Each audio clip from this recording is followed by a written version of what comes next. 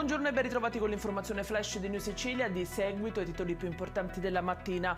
In apertura l'arrivo di nuovi fondi per il progetto riguardante la realizzazione del ponte sullo Stretto. Le cifre si aggirano intorno ai 1,4 miliardi di euro, ma risultano comunque inferiori rispetto ai 3 miliardi che inizialmente erano stati ipotizzati.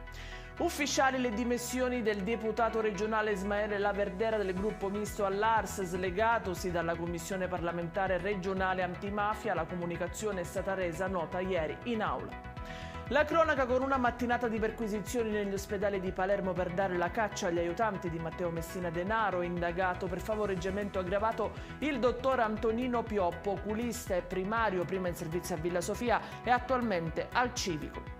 Operazione denominata Villa Glori questa mattina a Catania, 12 le misure cautelari e 8 gli ulteriori indagati, sgominato il gruppo criminale di Picanello con base operativa in una stalla, scoperto un giro di mezzi rubati per cui poi ne veniva richiesto il cosiddetto cavallo di ritorno, ma antitraffico e detenzione di droga.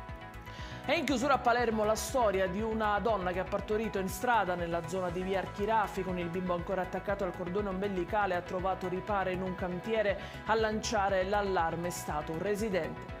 Ed è tutto per questa edizione. I dettagli come sempre su queste notizie li trovate sul nostro sito www.newsicilia.it e sui nostri canali social. Grazie per averci seguito, appuntamento stasera alle 19:30 con nuovi aggiornamenti. Arrivederci.